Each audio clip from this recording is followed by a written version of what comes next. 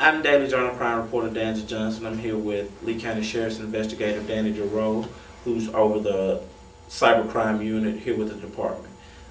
Danny, tell our viewers a little bit about what you do with the cybercrime unit. Okay. Myself and my partner James Cunningham, we run the cybercrime unit here at the Lee County Sheriff's Department. We are responsible for basically any types of crime involving the computer, whether it's on the internet, whether it's just images on a computer, any type of crime that a computer or any type of media involving a computer. So, there's a misconception that people can delete all their files off the computer and hide things. How does that work? Even if I have files on my computer I don't want you to see that I delete, can you still recover those? Oh, absolutely. I mean, basically the only way that you can truly delete a file is to delete the whole computer. I mean, yeah, once it's been deleted, it's still on that computer. It's still on that hard drive somewhere, and it can be recovered.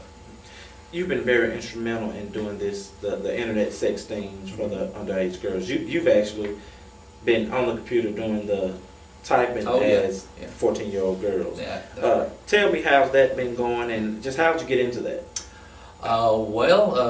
The sheriff and I were watching the Dateline NBC To Catch Predator segments on NBC, and you know, I've always been intrigued with the computer, and I've chatted for many years, and I come across to him, and we kind of put our heads together and decided to see if we had any kind of problem like that around here, and of course when we did, it was just overwhelming.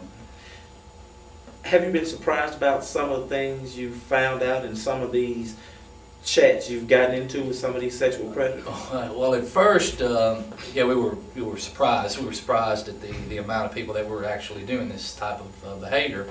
But it seems like the longer we do it, you know, it's not as surprising as it once was. But the type of people that actually get involved in it is what's really surprising. You know, school teachers, preachers, police officers. You know, it's unlimited. It's the type of people that do it.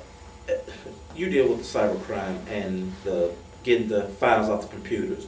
A lot of these guys that do these chats, when you get their computers, do they usually have child pornography and things like that on their hard drives? Well, if you're going to if you're going to look for a person that's going to do that type of behavior, the route we're going is a good way to do it, because they're actually on the computer looking for underage girls, so the chances of them actually having images on their hard drive or on their computer of underage girls, you know, would be pretty high.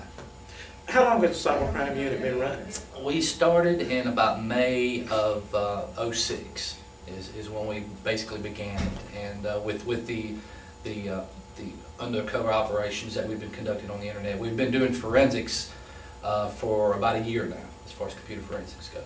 And if I'm correct, I think we have the only cybercrime unit in Northeast Mississippi. That would be correct. South Haven has a guy that does computer forensics, but he kind of does them as a sideline type thing. But an actual standing cybercrime unit, yeah, we're the only one basically north of Jackson. Jackson, the Attorney General's office has their own cybercrime unit. Good thing about it is we work hand in hand with them, and they're a good asset, good tool for us to have. But yeah, North Mississippi, no doubt. How hard is it to investigate these type of crimes? I mean, it seems like the criminals are giving you all the evidence. You got to understand, if a file is deleted, it's not as simple as clicking a button and finding. You have to dig in there, and you have to find these things. Now, the thing about it is that the criminal is getting smarter on where they're hiding these stuff. There's cases of where information is stored on external hard drives that are hidden in walls. They'll actually mount the hard drive in a wall, run a wire into the wall, and then they can just store that information on that hard drive within the wall.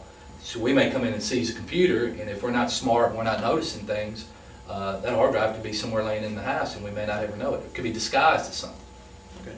Well, we'd like to thank you, Investigator Johnson. Good to see you again. Log on to djournal.com next Tuesday for more internet safety tips.